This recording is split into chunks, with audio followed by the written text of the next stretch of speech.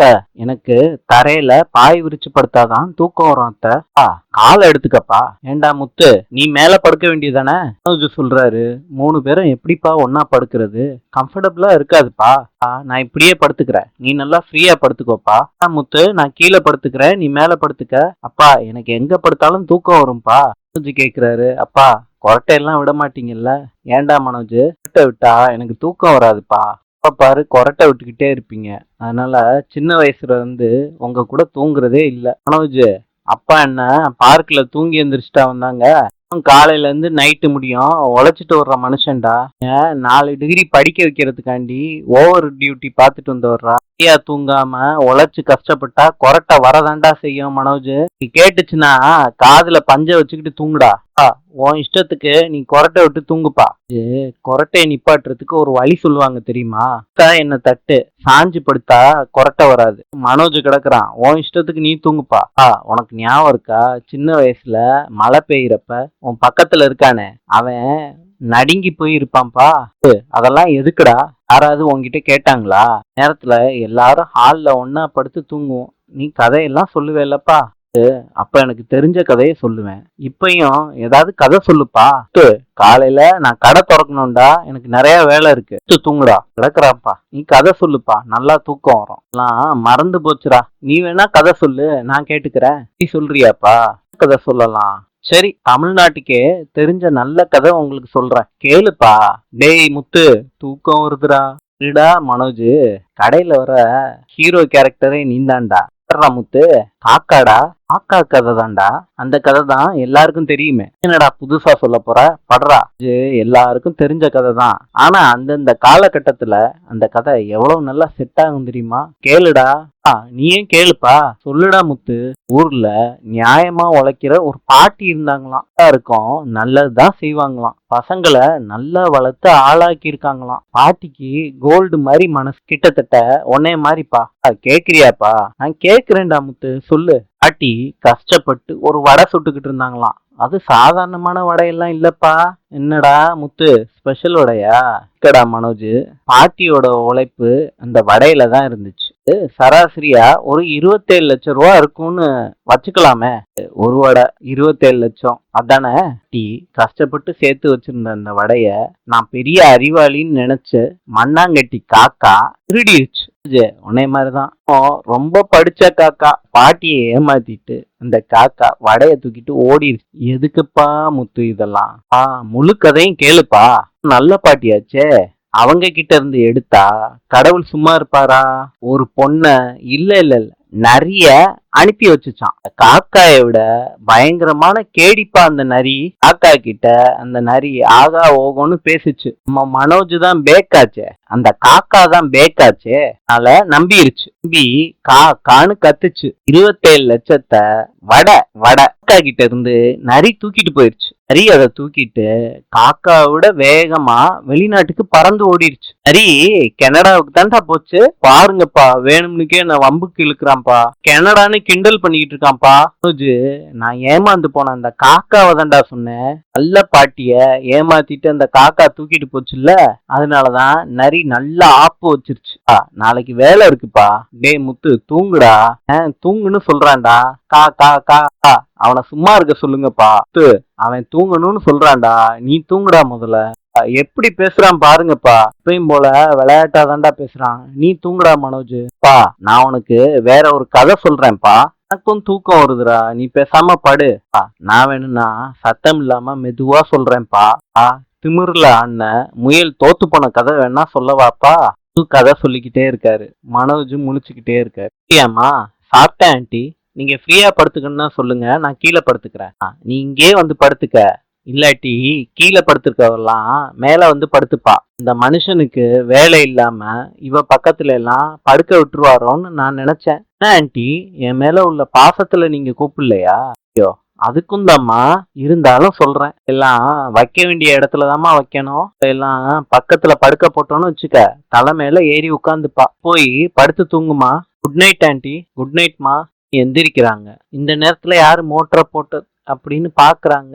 அப்ப விஜயா கொட்டாய் விட்டுக்கிட்டு இருக்காங்க. ஆன்ட்டின்னு ரோகிணி சொல்றாங்க. அப்ப விஜயா லைட்டா தொடுறாங்க ரோகிணிய. அப்ப கீழே விழுகுறாங்க. போர்வைய ஃபுல்லா போத்தி விடுறாங்க. அந்த போர்வைய தூக்கி வீசி எறிகிறாங்க விஜயா தூக்க கலக்கத்துல. ஐயோ, இந்த சத்தத்துலயும் மீனா எப்படி தூங்குறாங்க? இருந்தா நம்ம தூங்க முடியாது. விட்டுட்டு ரோகிணி போறாங்க. மனோஜ், நான் தான். ஏன் வெளியே வந்துட்ட? தூங்கலையா?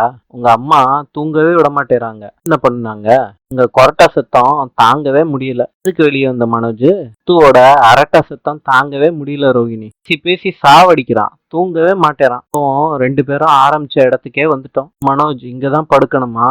இந்த வீக் ஃபுல்லா வெளியே தான் படுக்கணும் போல இருக்கு. ஐயோ, ரூம் கிடைச்சிருச்சுன்னு நினைச்சேன். இந்த முத்து ஏதாவது பண்ணி வெளியே அனுப்பிடுறான். உனக்கு வெளியே படுத்தா தூக்கம் வராது. வேற வழி இல்லையே ரோகிணி. மாதிரி டெய்லி நடக்கிறது நல்லது இல்ல ரோகிணி. ஏதாவது செய்யணும். யோசிப்போம் மனோஜ். தூங்கலாம். மகாராணி எந்திரிச்சிட்டீங்களே, கொஞ்ச நேரம் தூங்கி இருக்க வேண்டியதானே? மணி என்னாச்சுன்னு பாத்தியா மீனா? இப்ப என்ன பண்றது? நல்லா எதிர்த்து பேசுறதுக்கு தெரிஞ்சு வச்சிருக்க. காலையில எந்திரிச்ச உடனே சமைக்க தெரியாதா உனக்கு? மத்தவங்க எல்லாம் வேலைக்கு போகணும்ல. வேலைக்கு போறவங்களுக்காச்சு ஒரு நாள் லீவு கிடைக்குது. நான் எல்லா நாளும் வேலை செஞ்சுக்கிட்டு தானே அத்தை இருக்கேன். நான் லீவ் லெட்டர் கொடுக்க போறியா எனக்கு? ஒரு நாளாவது அவங்களுக்கு தேவையானத அவங்க செஞ்சுக்க கூடாதா அத்தை? டீ ஆர்டர் போடுறியா? ஆனா நாங்கெல்லாம் தனித்தனியா போய் சமைச்சு சாப்பிடணும்னு சொல்றியா? என்னால முடியலன்னு தானே சொல்றேன். இப்படி என்னடி முடியாம வந்துருச்சு உனக்கு? அதான் நீ நல்லா தூங்கி எந்திரிச்சிட்டு வரிய. சும்மா நடிச்சுக்கிட்டு இருக்காத விஜயா. காலையிலேயே மீனாவை சத்தம் போட்டுக்கிட்டு இருக்க. இங்க வேற இவ தூங்கி எந்திரிச்சிட்டு வர நேரத்தை பாத்தீங்களா? லேட்டா எந்திரிச்சு வரா. பத்தாவதுக்கு நீங்களே சமைச்சுக்க வேண்டியதானேன்னு வேற கொழுப்பா பேசுறா. அம்மா, என்னால முடியாதுன்னு தான் மாமா சொன்னேன். இன்னும் உடம்பு சரியில்லையா? ஆமா மாமா, கொஞ்சம் காய்ச்சல் இருக்கு. சும்மா நடிக்கிறாங்க. எல்லாரும் பட்டினியா இருக்கணும்னு நினைக்கிறா. அதான் உடம்பு சரியில்லைன்னு சொல்றாள்ல. உடம்பு சரியா இருந்துச்சுன்னா நீ சொல்ற வேலையெல்லாம் மீனா செஞ்சிருவா. கேக்குறாரு, அம்மா டிஃபன் ரெடியா? நம்மளே சமைச்சு சாப்பிடணுமா? இவ ஆர்டர் போடுறா. அது நைட்டு தூங்கவும் முடியல. அவன் பேசி பேசி தொந்தரவு பண்ணான். அதுதான்மா படுத்தேன். ரோகிணி, நான் காலையில வந்துதான் பார்த்தேன். நீ என்ன வெளியே படுத்திருக்க? ஆன்ட்டி, எனக்கு தூக்கமே வரல. அம்மா, இனிமேட்டு என்னால தனியா தூங்க முடியாதுமா. ரோகிணி இல்லாம என்னால தூங்க முடியல. ரூம் தான் நமக்கு சரியா இருக்கும்னு சொன்னேன். தூங்கவும் முடியல. இப்ப டிஃபனும் இல்லைங்கிறீங்க. நீங்க எதுவும் சமைக்கலையா? இப்பதாம்மா எந்திரிச்சு வரா. சமைக்க முடியாதுன்னு வேற சொல்றா. அவளே காய்ச்சல்ல இருக்கா. ஏங்க, நல்லா படுத்து தூங்கும் போது காய்ச்சல்லாம் இல்லையா? சொல்லி ரூம்குள்ள போய் படுத்துக்கலான்னு பாக்குறா. ஆளாளுக்கு சத்தம் போட்டுக்கிட்டு இருக்கீங்க. என்னடா முத்து கரண்டியோட? உனக்கு ராத்திரில இருந்து உடம்பு சரியில்லை. அதான்ப்பா கஞ்சி வச்சுட்டு வரேன். அவளுக்கு வகுறு நொம்முனா மாத்திரம் போதும். எங்களுக்கெல்லாம் பசிக்காதா? என்னப்பா இவங்களுக்கு? மீனா சமைக்கலையா, அத சொல்லி காமிச்சுக்கிட்டு இருக்காங்க. இந்த வீட்டுல சமைக்கிறதுக்காண்டி தான் இருக்காளா? இத்தனை நாள் மீனா தானடா சமைச்சா. நான் போய் பிசினஸ பார்க்க வேணாமா? இப்படி சாப்பிடாம இருந்தா நான் எங்க போறது? தொழிலதிபரே, உனக்கு சாப்பிடணும்னா உன் பொண்டாட்டிய சமைக்க சொல்லு. எதுக்கு மீனாவை சொல்றீங்க? இல்ல, அவங்க தானே அந்த டிபார்ட்மெண்ட் எடுத்துக்கிட்டாங்க. இது என்னமோ கல்யாணம். ஆளாளுக்கு ஒரு ஒரு டிபார்ட்மெண்ட் எடுத்து வேலை பார்த்தாவே உடம்பு சரியில்லாம இருக்கா. அது உங்களுக்கு தெரியல?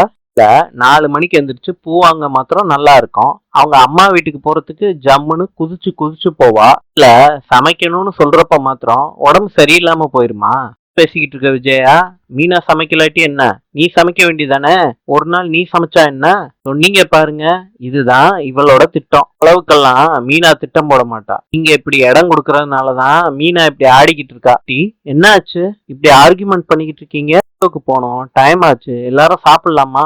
நீ வேற இன்னைக்கு யாருக்கும் சமைக்கல. வீ கேக்குறாரு, என்னாச்சு? மீனாவுக்கு உடம்பு சரியில்லடா. மீனா இன்னும் ஃபீவரா இருக்கா? எதுக்கு எந்திரிச்சிங்க? தூங்கி ரெஸ்ட் எடுக்க வேண்டியதானே? நல்லா தூங்கி ரெஸ்ட் எடுத்துட்டாமா. நீ இப்படி சொன்னேன்னா இன்னும் கொஞ்ச நேரம் தூங்குவா. உடம்பு சரியில்லாதப்ப அண்ணி எப்படிமா சமைப்பாங்க? அவங்க பாவம் கண்டினியூவா ஒர்க் பண்றாங்க. அதனாலதான் ஃபீவர் வந்துருச்சு. அவங்கள பார்த்தாலே எனக்கே டயர்ட் ஆயிரும். நீங்க ரெஸ்ட் எடுங்க சொல்றாரு. சமைக்கலாட்டி நம்ம எப்படி சாப்பிடுறது?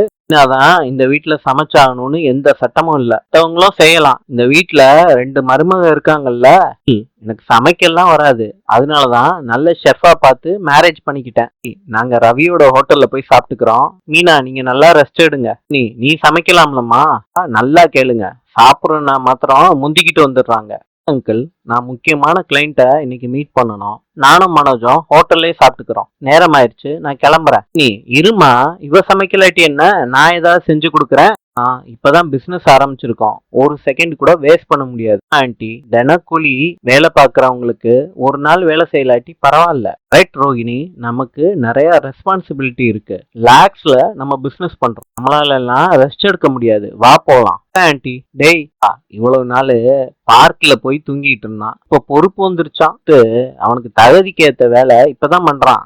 உங்களை மாதிரி கிடையாது. இல்ல 4 பேரு வெறும் வகுத்தோட போயிருக்காங்க. இப்ப சந்தோஷமா மீனா? நாங்களும் பட்னி இருக்கோம். நீயும் உன் புருஷனும் மாத்திரம் சமைச்சு சாப்பிடுங்க.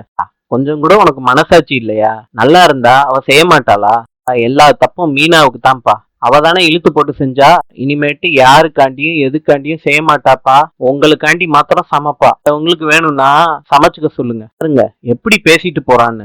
வாயை அடக்கு. மாத்திரம் சொல்லுங்க. இனிமேட்டு வாயையும் வகுத்தையும் அடக்கிக்க வேண்டியதுதான். நாமளும் இவங்க மாதிரி வெளியவா சாப்பிட முடியும்? எல்லாம் நம்ம தலையெழுத்து. என்ன பண்ணிக்கிட்டு இருக்க நீ? பாத்திரம்லாம் அப்படியே கிடக்குங்க. உடம்பு சரியில்லைன்னு சொல்ற. நீ எல்லாம் விளக்காத. காய்ச்சல் இப்படி அடிக்குது. விட அதிகமா இருக்கு. அதெல்லாம் ஒண்ணும் இல்லைங்க. என்ன பண்ற நீ? சமைக்க வேண்டாமாங்க? சாப்பிடாம போயிட்டாங்க. அத்தை மாமாக்காண்டியாவது சமைக்கணும்ல. அதெல்லாம் எதுவும் வேணாம். கஞ்சி வச்சிருக்கேன். அப்பா அதை சாப்பிட்டுப்பாங்க. அம்மா ஏதாவது செஞ்சுப்பாங்க. நீனா ஆஸ்பத்திரிக்கு போலாம். ஒண்ணும் வேணாங்க. காய்ச்சல் அதிகமாகிட்டு இருக்குன்னு சொல்ற. ரெடியாகு மீனா. எல்லாம் சரியாயிருங்க. இவ பெரிய டாக்டரு. போ. இன்று வடகொரியாவின் நாணயம் 1. நாளை சந்திப்போம்.